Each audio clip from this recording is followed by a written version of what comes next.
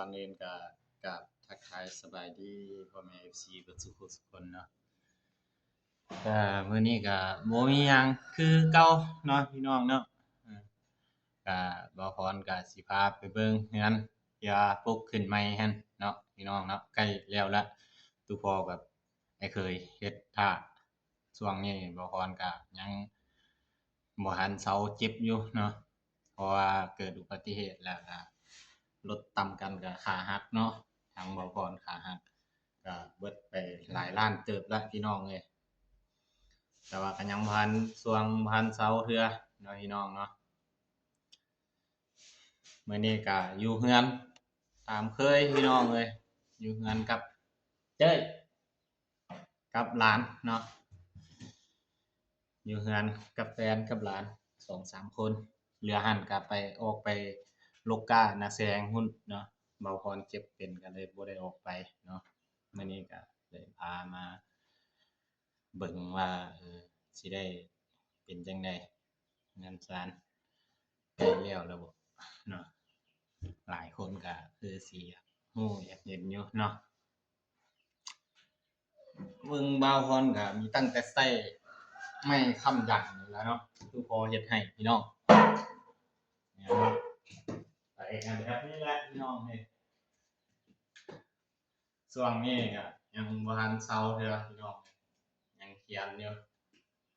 ปานว่ามวยจีบแล้วโลดพี่น้องเอ้ยขาดได้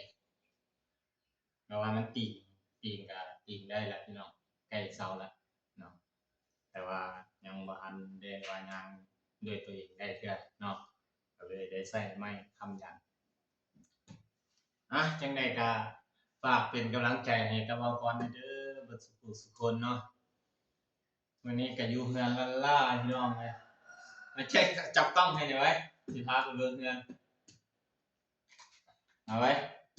จับกล้องให้แหน่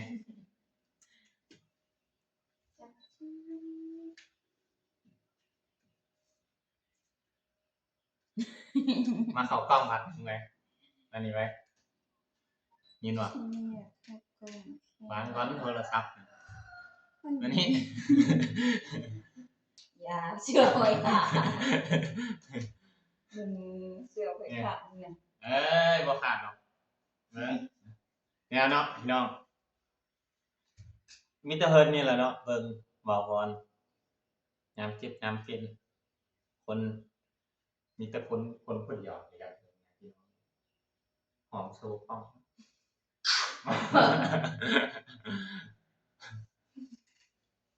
เนี่ยเนาะอันนี้ อันนี้แม่นแฟนใหม่ของเว้าก่อนเนาะ โอ้ยเนาะ เป็นจังได๋พี่น้อง ก็ยานจะรู้ โซยินแต่เฮิมในวันนี้ มาวันนี้เบาพรก็สิพาไปเบิ่งเรือนใหม่เนาะอันนี้เป็นแฟนเบาพร บ่แม่นเด้อแม่เด้อ แมวผู้ที่ 2มาไปเดี๋ยวเบาพรพาไปเบิ่งเนาะ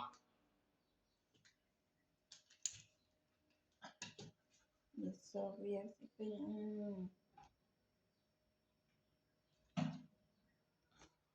ไปเลยไปเดี๋ยวครับเบาพรพาไปเบิ่งเนาะพี่น้องเนาะก็ไปก็ แบบนี้เลยพี่น้องไปแบบซ่าๆแบบนี้แหละ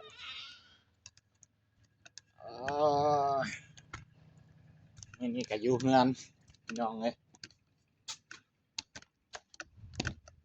เนี่ยเนาะพี่น้องเนาะกำลังแอมคันไดเบาพรเฮ็ดฐานคันไดแล้วตู้พอมาเฮ็ดคันไดขึ้นเนี่ยเนาะไปเบาพรพาขึ้นไปเบิ่งทางเทิงเนาะเดี๋ยวเบาพรพาขึ้นไปเบิ่งทางเทิงว่าเป็นจังไดพี่น้องใกล้แล้วแหละเพราะว่าหลายมื้อที่ว่าหยุดเวียกก็บ่ได้เฮ็ดเนาะไปเดี๋ยวเบาพรพาขึ้นไปเบิ่งพี่น้อง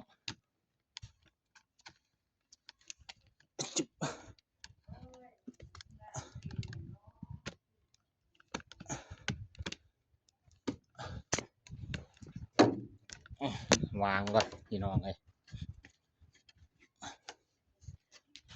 โอ้ยขึ้นคันไดกันแนวนี้แหละพี่น้องเอ้ย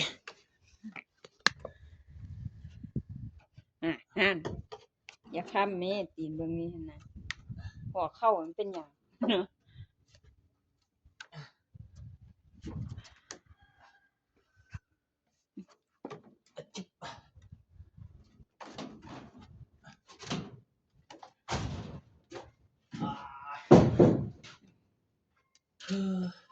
หลักสวยพี่น้องเลยเนี่ยเนาะถึงงานใหม่ก็ใกล้แล้วละแอมฟาเซล่าเนี่ยเนาะกำลังเฮ็ดพี่น้องเลย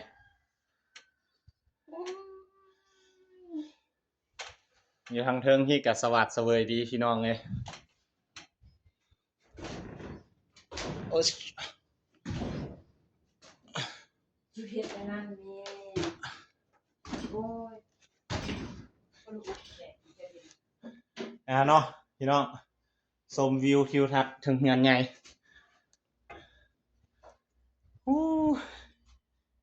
เมื่อยพี่น้องเลยไปยากมายากนี่แหละเมื่อยเนาะใกล้สิแล้วพี่น้อง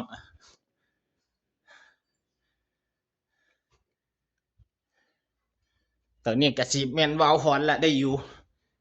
งานปลุกใหม่ของวาวพรจังใดก็ฝากกดไลค์กดติดตามเพื่อเป็นกำลังใจให้กับวาวพรเบิดสุขุสุคนเด้อพี่น้องเนาะ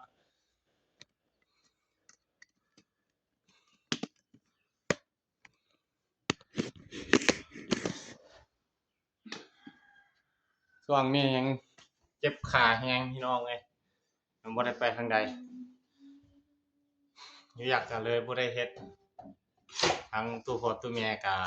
ออกไปพุ่นไปนามื้อนี้เราก็ได้อันนี้ไว้มาเข้ากล้องนำไว้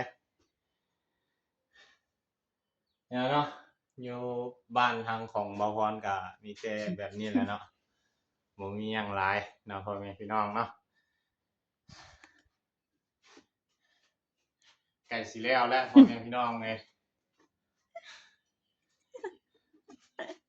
ยับมาเลยเจ็บขาแฮงพี่น้องเลยช่วงนี้ก็ยังย่างบ่ได้เด้อพี่น้องเลยไม่ใส่ไม้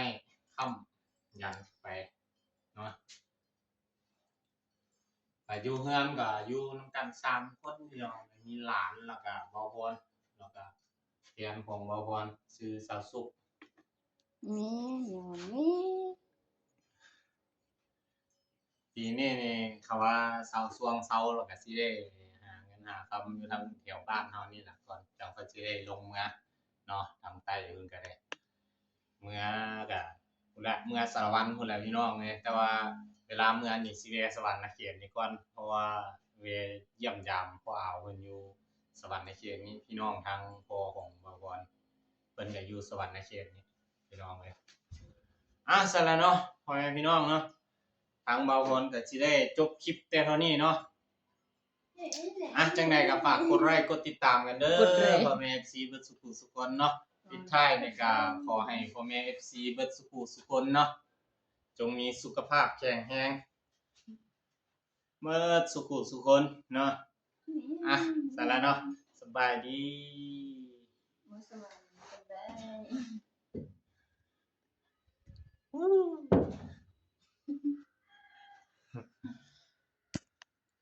ช่วงนี้บ่ได้เบิ่งตัวเอง